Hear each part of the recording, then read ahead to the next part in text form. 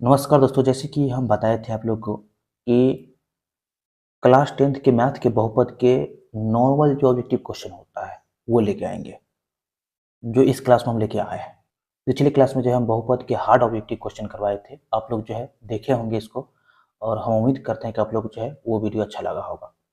इस क्लास में जो है हम बहुपद के नॉर्मल ऑब्जेक्टिव क्वेश्चन को लिए हैं, और इस 10 क्वेश्चन से बाहर जो है एग्जाम में नहीं आएगा। आप मान के चलेगा कि इससे बाहर एग्जाम में आएगा ही नहीं। ये 10 क्वेश्चन इस क्लास का और 10 क्वेश्चन जो है पिछले क्लास का, इससे बाहर जो है पूछ ही नहीं सकता है बिहार बोर्ड। तो आप जो है इसको देखिए अच्छा से, और आपको कोई दिक्कत हो तो कमेंट कीजिए, फिर इसका जो है हम सोल्यूशन आप लोग को दे देंगे। तो चलिए चलते हैं प्रश्न एक से। प्रश्न एक में देखिए क्या है। प्रश्न एक में है कि बहुपद पी एक्स बराबर 3x² - 5x + 2 की घात डिग्री क्या है।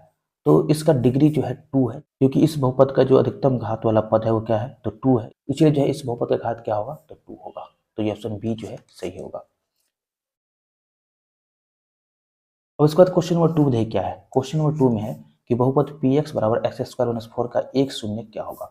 इस बहुपद का हम लोग को शून्य निकालना है, इसीलिए जो है इस बहुपद के बराबर जो है क्या लेंगे, तो 0 लेंगे। अब देखिए पी एक्स के बराबर क्या दिया गया है, तो x² - 4, तो यह लिखेंगे x² - 4 बराबर 0। अब देखिए ये जो है किस फॉर्मूला पे है, तो ये जो है a² - b² के फॉर्मूला पे है। अब देखिए इसको जो है लिखते हैं a² - b² के फॉर्मूला के रूप में, तो यहाँ पे लिखेंगे x का स्क्वायर माइनस 2 का स्क्वायर, और देखिए बराबर में 0। अब देखिए ये जो है किस पे है, किस फॉर्मूला पे है, तो a² - b² के फॉर्मूला पे। और हम लोग जानते हैं कि a² - b² का फॉर्मूला क्या होता है, तो a + b × a - b। आप देखिए यहाँ पर या तो x + 2 बराबर 0 होगा, या x - 2 बराबर 0 होगा। देखिए यहाँ पर जो है x बराबर लिखेंगे 0 - 2 - 2, या x बराबर 0 + 2 2।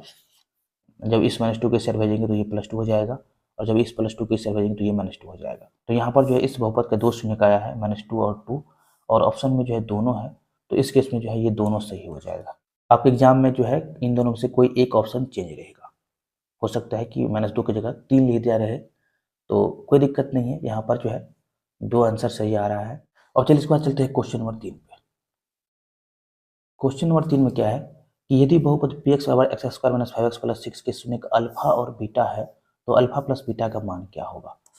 क्वेश्चन में जो है हमें दिया गया है ये बहुपद पी एक्स, ये जो है द्विघात बहुपद है x² - 5x + 6, इसका जो है शून्य दिया गया है अल्फा और बीटा।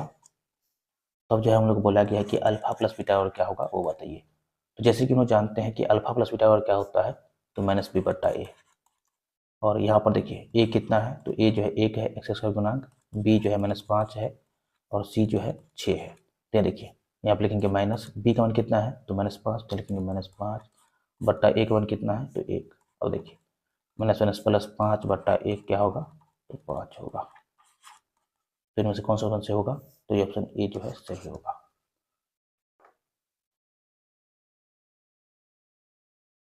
अब यहाँ पर क्वेश्चन नंबर 4 में देखिए क्या है कि यदि बहुपद पी एक्स बराबर x² - 5x + 6 के शून्य का अल्फा और बीटा है, तो अल्फा इंटू बीटा का मान क्या होगा।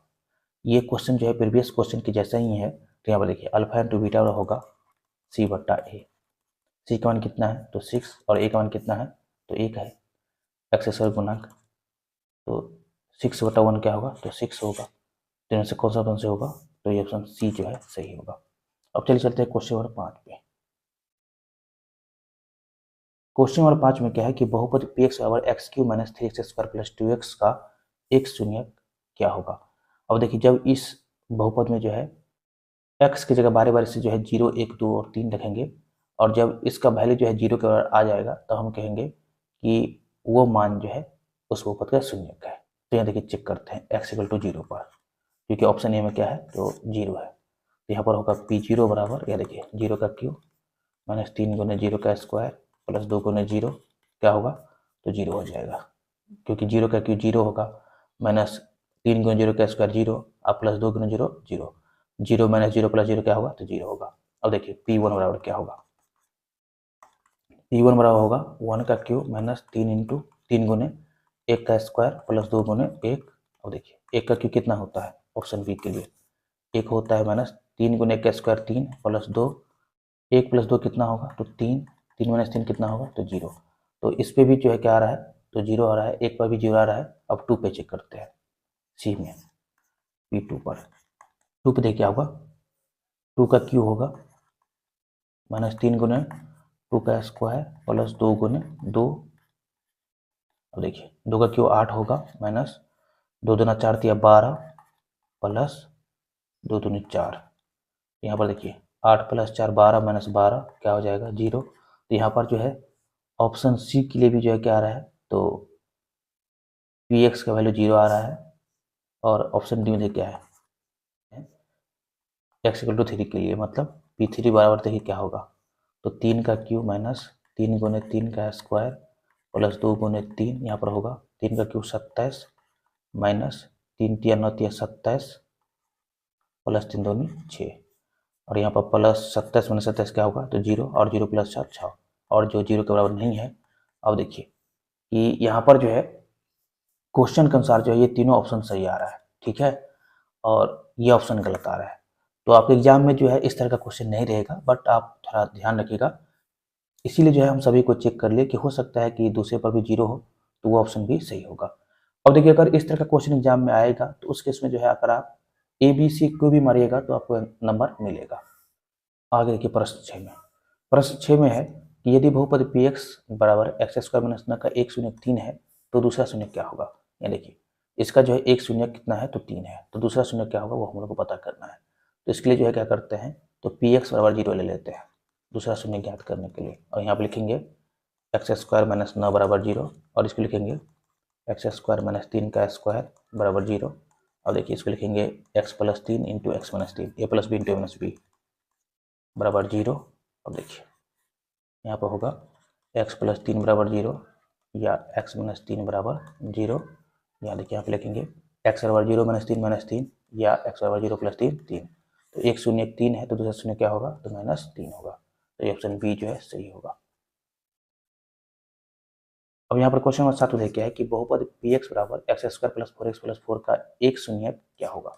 इसका जो है एक शून्य निकालना है, तो इसके लिए जो है क्या करना पड़ेगा तो इस बहुपद के बराबर जो है 0 लेना होगा, मतलब Px बराबर 0 लेंगे और यहाँ पे लिखेंगे x square plus 4x plus 4 बराबर 0। अब देखिए यहाँ पे लिखेंगे इसको x का square plus 2 into 2 into x plus 4, मतलब 2 का स्क्वायर लिख लेते हैं इसको बराबर 0।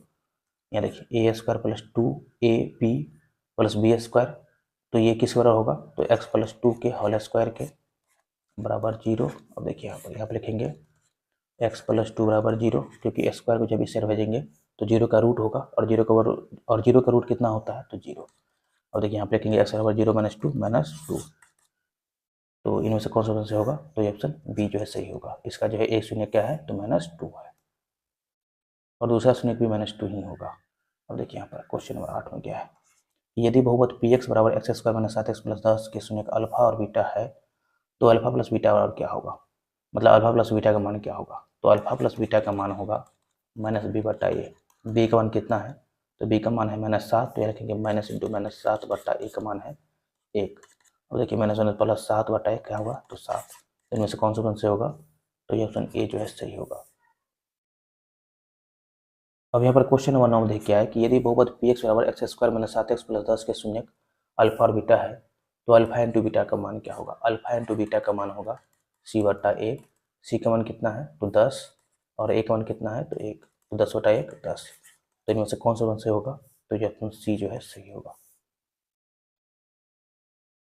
अब लास्ट जो है क्वेश्चन नंबर 10 में देखिए क्या है कि बहुपद Px बराबर एक्स स्क्वायर माइनस 1 का एक शून्य क्या होगा। इसका एक शून्य देखिए क्या होगा, इसके बराबर जो 0 लेंगे, Px बराबर 0 लेंगे शून्य निकालने के लिए, और यहाँ पर लिखेंगे एक्स स्क्वायर माइनस 1 बराबर 0।